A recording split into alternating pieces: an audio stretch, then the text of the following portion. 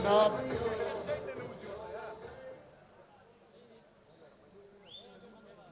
मैं सबसे पहले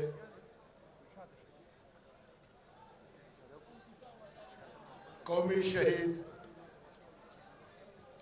हयात मोहम्मद खान शेरपाव को पूरे बलूचिस्तान की तरफ से सुर्ख सलाम पेश करता हूं।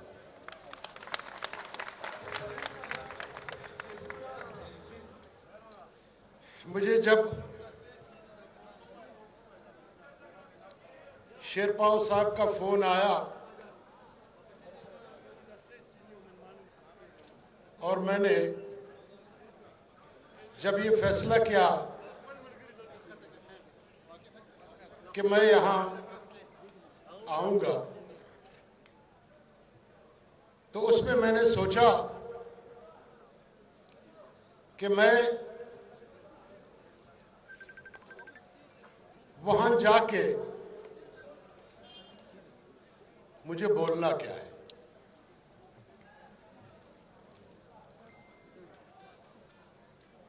इस वाक़े को जब हयात मोहम्मद खान शेरपाव को शहीद किया गया, मैं शायद 7वीं या 8वीं क्लास का स्टूडेंट था। मैं नहीं समझता हूं कि इस पे लिखा गया है या नहीं लिखा गया है। मैं हयात मोहम्मद खान शेरपाव के शहादत को पाकिस्तान का एक बहुत बड़ा अलमिया समझता हूं।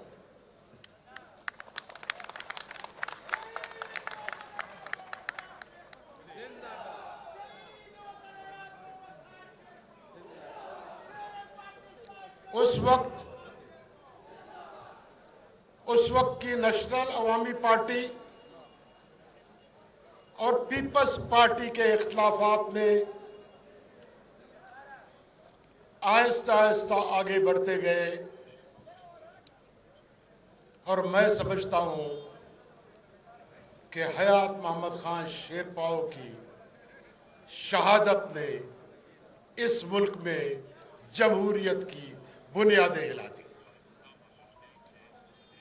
अगर आज जो मेरी राय है, जो मैं समझता हूं, शेरपाव साहब,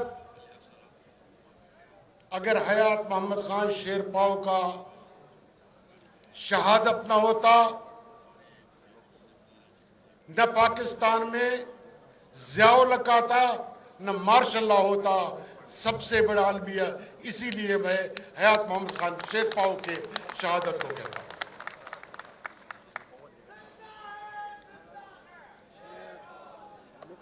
इसीलिए आज वो असरात है इस मुल्क में, उसके बाद सियासत बर्बाद होती गई,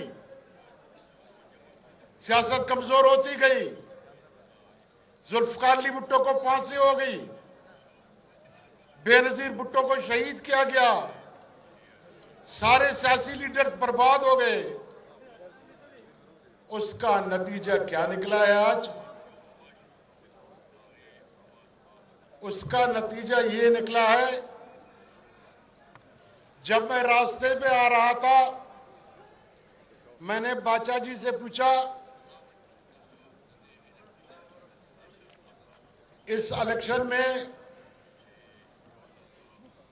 जिसने शेरपाव साहब को इलेक्शन में हराया है या इस इलाके का जो एमपीए है, उसका नाम क्या है? उसने कहा मुझे पता नहीं।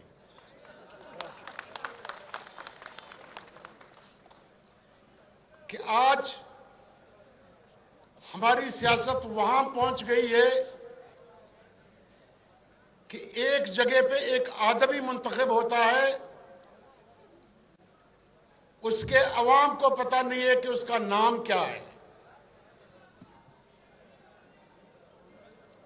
आज ये 400 में नहीं है, ये पाकिस्तान के कोने कोने में है कि वहां के अवाम को पता नहीं है कि उनका एमपीए कौन है। और इसका नतीजा सेलेक्टेड हुकूमत और उसकी जो नई क़यादत आई है,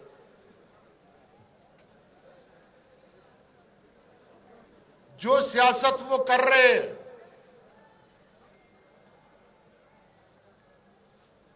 हम कौमी वतन पार्टी के खिलाफ रहे, शायद कौमी वतन पार्टी हमारी खिलाफ रही हो, एक जमात दूसरे जमात की मुखालिफ रहे हो, मगर कभी भी इतनी बदतमीजी जो इस हुकूमत, इस पार्टी ने पैदा की है, वो पाकिस्तान में इससे पहले कभी नहीं रहा। हमने इख्तिलाफ किया है एहतराम के साथ, इज्जत के साथ, हमने इत्तेहाद किया है एहतराम और इज्जत के साथ। वो ताकतें जिन्होंने आज जिस जमात को यहां पे मुसल्लत किया है, ऐसे ऐसे लोग जो काउंसलरी की सीट नहीं जीत सकते थे, आज वो एमएनए और एमपीए बने हुए हैं। तो उसका नतीजा यही होगा कि यहां पे आटा भी नहीं होगा, चीनी भी नहीं होगी, प्याज भी नहीं होगा, टमाटर भी नहीं होगा।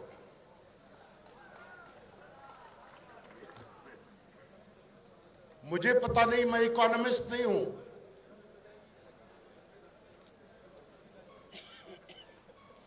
शेरपाव साहब बेहतर जानते हैं, उस पर तबसरा भी करें कि अगले बजट में हमें पाकिस्तान फौज की बजट और पाकिस्तान के सरकारी मुलाजिमों के तनख्वाह के लिए भी हमें आईएफ के सामने जोली पे लाना पड़ेगा, बीक ना मांगना पड़ेगा। ये कारकर्दगी है इस हुकूमत की। यहां पे अगर कोई मुहज़्ज़ब मुल्क होता, एहसानुल्लाह एहसान जो तालिबान का तर्जुमान, एपीएस का मास्टरमाइंड, मलाला यूसुफजी का कातिल ही कहूंगा, कहते हैं कि एक एग्रीमेंट की तरह आया और एक एग्रीमेंट में गया। मैं समझता हूं इससे ज्यादा शर्मनाक बात कोई नहीं हो सकती। मगर मैं शेरपाव साहब आपसे गुजारिश करूंगा, इस आवाम को, इस मुल्क को, इस मुल्क के कौमियतों को एक नई क़यादत की ज़रूरत है।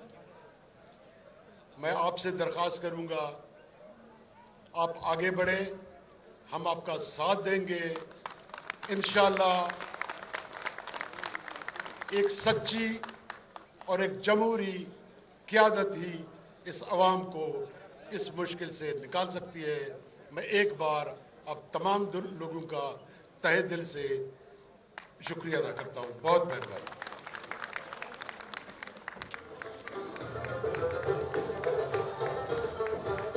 वक्त